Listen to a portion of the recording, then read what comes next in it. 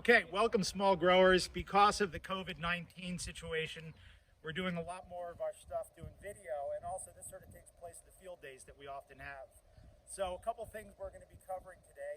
First and foremost, it's gopher season. So hopefully you have a box full of owlets and they're eating gophers like crazy. But even with that, you need to control your gophers.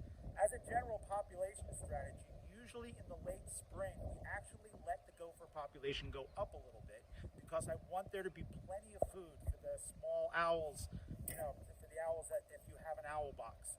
But in general, they're going to get out of hand, and you need to take control of them. There's a couple of different techniques. You can poison them. You drop poison in the hole. It works okay if you have other animals around. It can be a little bit dangerous, especially if you have dogs that like to dig up the gophers. Two kinds of poison. One is strychnine. The other one is a vitamin B something or another. It's a blood thinner. It's an anticoagulant blood thinner. They're pretty straightforward. You just find the hole and you put the thing in, or there's a dispenser you put in and crank it. That's not our preferred method. Our preferred method is something called a Maccabee trap. And this, Pedro's got 2 Maccabee traps. They're really common. They work great. You have to attach a rope to them because sometimes the gophers can get injured and pull back in and you lose your trap. But more often what happens is a coyote will smell the gopher in there and dig it up and take off with your trap. So you really want to make sure that they are secured. 2 other methods I forgot to mention. One is gassing with carbon dioxide. It's basically a smoke unit that's hooked up to a small engine. They work okay, but quite frankly, they're a lot of work and they're slow. The other is something called the Gophinator. Maybe I'll run the video on this. It fills the hole with 50% oxygen, 50% propane, ignites it.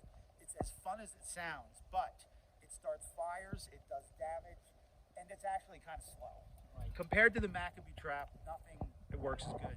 So if you're serious about controlling the gophers, the Maccabee trap is definitely the way to go. So what Pedro is going to show you is how to find the hole, because the key element here is you have to get, gophers have lateral holes and then they have these little air vents that kind of come up where they take the dirt and they push the dirt back up. When you see these piles of dirt, that's not the main hole. That's a connection to the main hole. That's like a vent where the gopher pushed the dirt up and then he came back and they're maintaining the main hole. What you need to do is find a section of that hole and cut it on both sides so you can put a trap this way and a trap this way. Because the Maccabee traps only work in one direction. The way these traps, it's a little bit tricky. When you first get it, you think you're going to want it hanging down like this. You don't. You want it hanging like this. Because what you do is you open the trap, you hold it open, and you put the trigger mechanism like this. Once the trap is like this, you don't have to be afraid of it. As long as your thumb is on there, it's very secure. As it just snaps as I shake it. It should be very secure. This is the part that actually catches. I should probably let Pedro do it because he has a lot more practice and does it better than I do. But the trick is, there we go, to get that part to catch. Once you get that to catch, it's really stable. And you can push it into the hole, you can maneuver it with your thumb on it. When the gopher comes this way and pushes the trap, and then you got him. So Pedro, you want to explain how do you find the hole and how do you place the trap? Okay. When I come in, I see this, what exactly is the soil. So you got the mounds of dirt. Yeah. Then for leaves, I'm digging over here. But for now, this is new soil. This I like to digging over here in this place. Okay. So you see what he's done? He's connected the dots basically.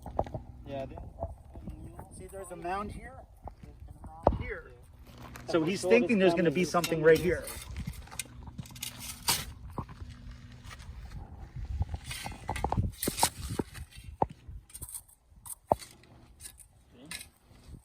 After this, you need to see you have one hose this side. You look in the other hose is this side. When you found 2 holes, okay?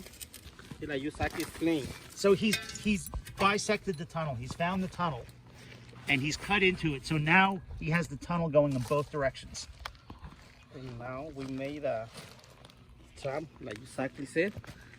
We put it here. See his thumbs on it? He can just push it in there. He doesn't have to worry about it going off. Yeah. Much. And put it like this, the most that you can. It's done. Okay. Then you make it the other one.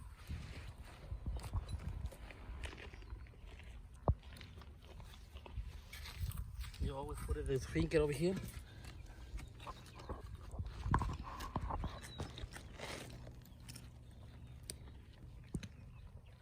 Like that.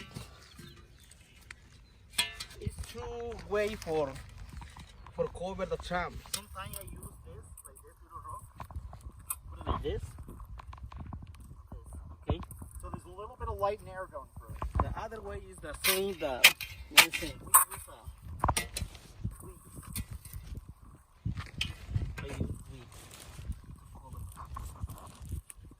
that way the tram is working day and night.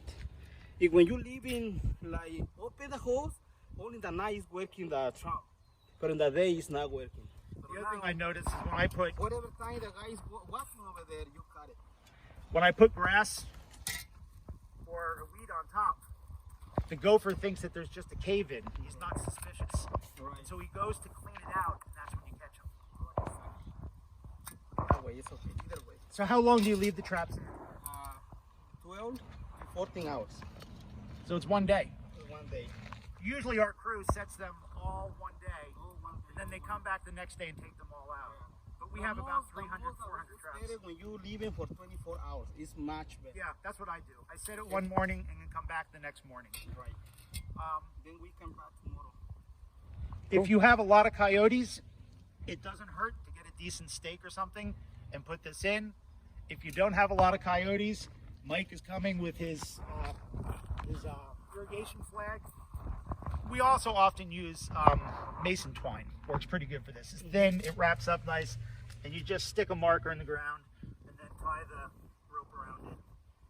Mostly so you can find it. Obviously, if you have something heavier, it's going to really hold it.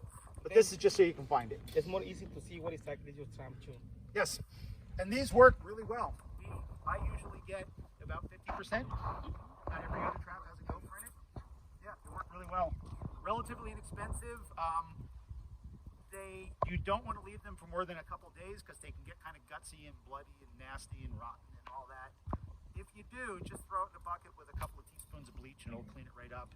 I bleach my traps twice a year anyway, just to keep them clean. You just throw a little bleach, put them in, lay them out in the sun, dry them out. Right. When you take them out, you're going to have a string. Make sure you trigger it, obviously. Wrap the string up so it doesn't get wrapped up. You can throw them in a bucket. Super low maintenance, pretty low cost. Not quite as fun as drinking beer and blowing them up with 50% oxygen, 50% propane, but it's way faster and way more effective. Here's the other thing. I know after watching the video, you're going to be tempted to buy one of these damn gophinators. They cause fires. They're super fun to do, but it's dry here.